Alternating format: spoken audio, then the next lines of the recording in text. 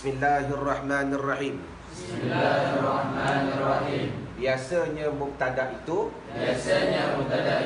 dahulu daripada khabar. Baik. Kebiasaan mubtada dulu baru khabar. Fa'il, fa'il. Subjek, predikat. Itu asas susunan. Faham ke tidak?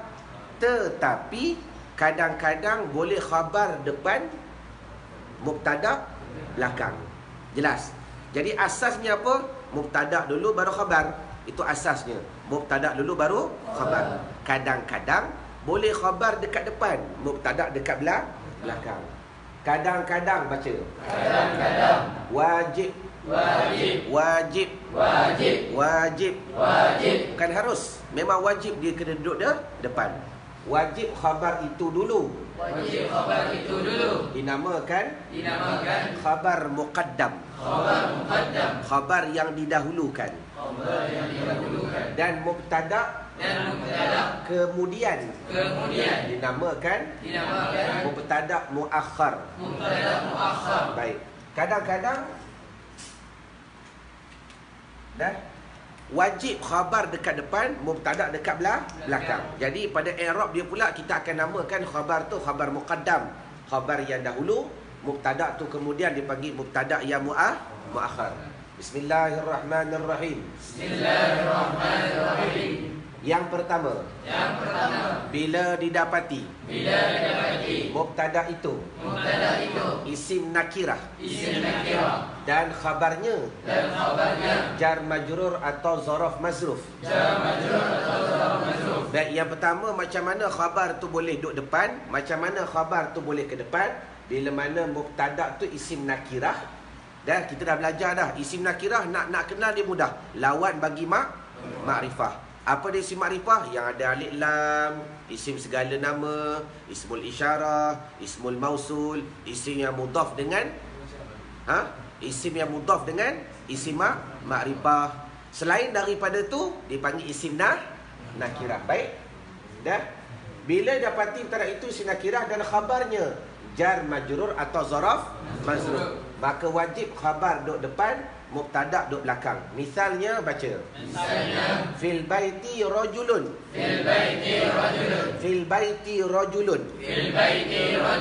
Tengok dah. Asal dia rajulun fil. Ni asalnya. Asalnya rajulun fil baiti. Bila mana asal dia rajulun fil baiti, kemudian mubtada ini isim nakirah. Betul? Lepas tu khabar dia jar majrur. Maka khabar letak depan, mubtada pergi ke belakang.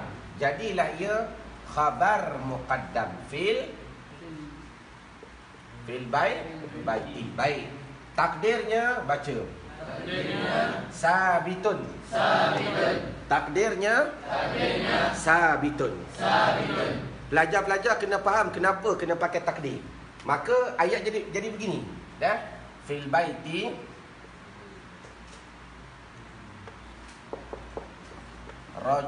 rajulun. Takdirnya sabitun.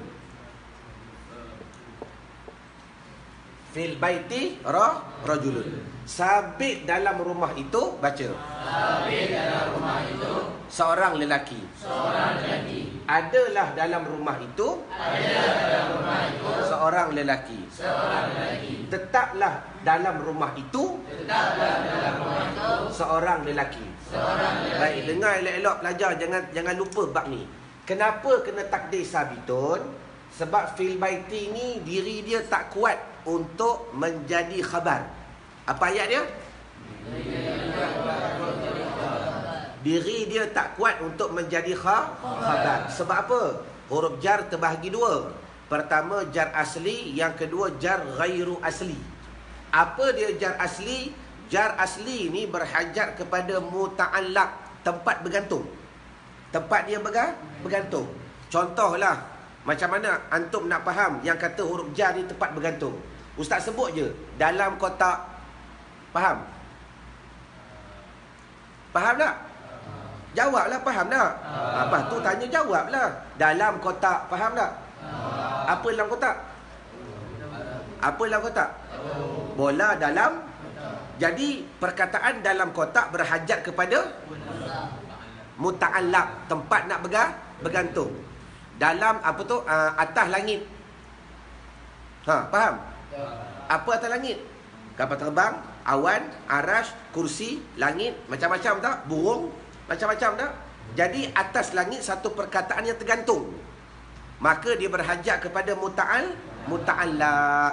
Maka sebab itulah kenapa jar majrur tak boleh jadi khabar, kena takdir dengan sabitun. Bahasa mudah, sabitun ialah khabar dia. Sabitun ni khabar. Sabit dalam rumah itu rajulun, seorang lelaki. Faham semua? Kenapa kena ada takdir sabitun pada jar majrur atau zaraf mazruf? Kalau zaraf mazruf, contoh indaka rajulun. Di sisi engkau itu seorang lelaki. Inda zaraf ka mazruf, takdir sabitun indaka rajulun. Sabit di sisi engkau itu seorang lelaki. Faham semua? Dah, jadi kena hafal. Dah. Kenapa kena bawa sabitun? Yang kedua, baca. Yang kedua, Bila didapati khabarnya sadrul kalam, seperti huruf istifham. Baik, nota yang kedua, macam mana kita nak tahu, nak pastikan khabar dekat depan, mubtada dekat belakang. Bila khabarnya ada sadrul kalam. Apa sadrul kalam? Huruf istifham. Apa dia huruf istifham? Huruf tanda tanya. Adakah? Hal, dah? Apakah? Hal, adakah? Kaifa, betapakah? Man, siapakah? Ma, apakah? Semua tu huruf istifham. Jadi bila mana dimulai kalam dengan huruf istifham, automatik dia jadi khabar muqaddam. Misalnya baca. Kaifa sabruka? Betapakah sabar engkau? Man abuka? Siapakah itu? Apa engkau? Jadi kaifa sadrul kalam mabni ala fatihi fi mahalli raf'i khabar muqaddam. Sabru mubtada'un mu'akhkharun marfu'un wa alamatur rafihi dhammah. Kenapa tak ikut tadi sekali? Tak nak ikut? Sabru mudaf, ka mudafun ilaih. Yang ni sama juga. Man, harfu istifham, fi mahalli raf'i, khabar muqaddam. Abu mubtada' mu'akhkhar, marfu'un wa alamatur rafihi waw, li'annahu minal asma'il khamsati. Abu mudaf, ka dhamir nasbin wa jarrin, mudafun ilaih. Dua. Yang ketiga, baca. Apabila mubtada' itu diperkuatkan dengan illa atau innama. Misalnya ma sabirun illa zaidun. Jadi nota yang ketiga, macam mana kita nak tahu yang rafa' tu mubtada' ke khabar? Tengok. Kalau mubtada' itu dikuatkan dengan illa. Bila illa je, confirm mubtada' duduk belakang, khabar duduk depan. Misalnya ma sabirun, tiada yang sabar itu melainkan Zaid. Ma harfun nafi, sabirun jadi apa? Jadi apa? Kan wajib tu. Jadi apa?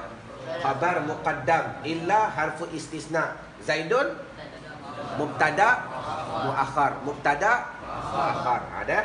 Habis. Yang keempat, baca. Apabila mubtada' itu. Ya? Nak hafal nanti kena konsentrate sebab ada mubtada', khabar, mubtada'. Letak fokus dalam kepala lu, takut tertukar. Dah? Sebab ustaz bercakap dengan pengalaman, kita lu biasa menghafal nota-nota begini, kadang-kadang tak boleh susun.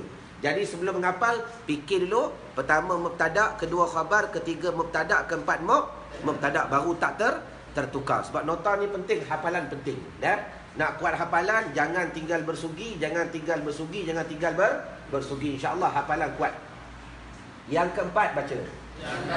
Apabila mubtada itu ada dhamir yang kembali kepada khabar.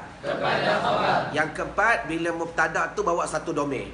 Dhamir itu pula kembali kepada khabar. Confirm khabar duduk depan, mubtada duduk belakang. Misalnya baca. Fil madrasati talamizuha. Fil madrasati. Nampak ni? Talamizuha. Sabit dalam madrasah itu. Pelajar-pelajarnya madrasah. Jadi talamizu dia bawa dhamir. Dhamir ni kembali kepada madrasah. Maka nescayalah dia kena duduk belakang sebab nak mengembalikan kata ganti nama ni kepada madrasah. Sabit dalam madrasah itu. Pelajar-pelajarnya madrasah. Habis. Bismillahirrahmanirrahim.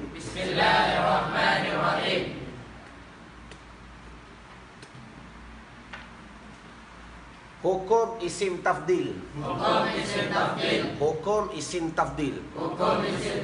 Baik, sebagaimana yang telah kita pelajari, isim tafdil satu je timbangan af'alu. Dalam bab apa ni?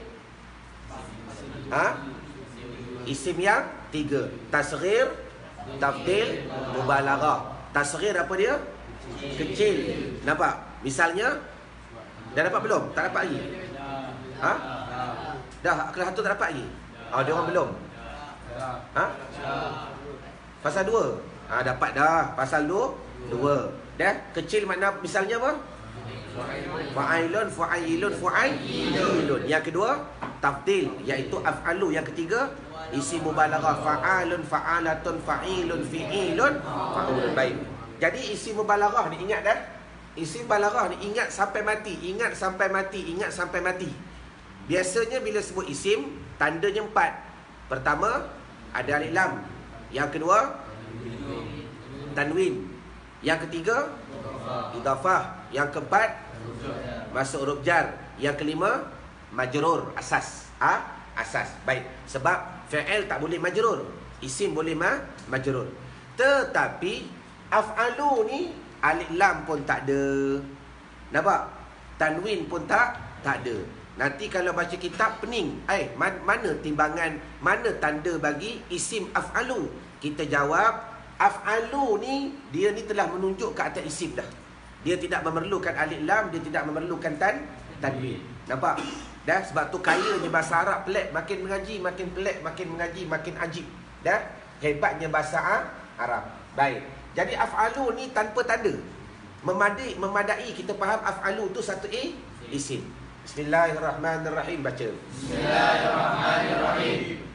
Bila didapati. Sunyi daripada alif lam dan mudhaf. Maknanya af'alu ni tak ada alif lam, tak ada mudhaf. Ditambah akhirnya min. Wajib mutabaqah. Baik, cara nak menyusun isim tafdil ni, kalau dia tak ada alif lam, kalau dia tak ada tanwin, ditambah selepas dia min, wajib mutabaqah. Mutabaqah tu ingat, mutabaqah tu bersamaan. Bersamaan. Kalau mufrad, kalau tasniah, kalau jamak. Faham tak? Tu perkataan mutabaqah. Macam na'at. Na'at ikut 4 daripada 10. Nampak? Kalau mufrad ikut mufrad. Kalau muzakkar ikut muzakkar. Itu makna mutabaqah. Dia kena mengikut. Jadi, bagi isim tafdil yang tak ada alif lam dan tak ada tanwin, ditambah akhirnya min, lepas tu tambah min, wajib mutabaqah. Misalnya, baca.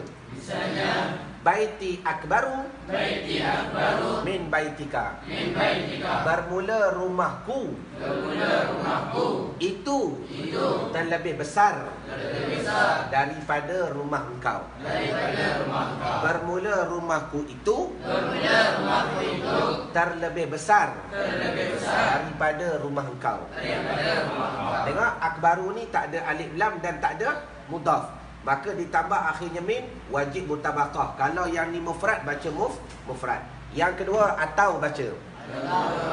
Baitaya akbarani min baitika.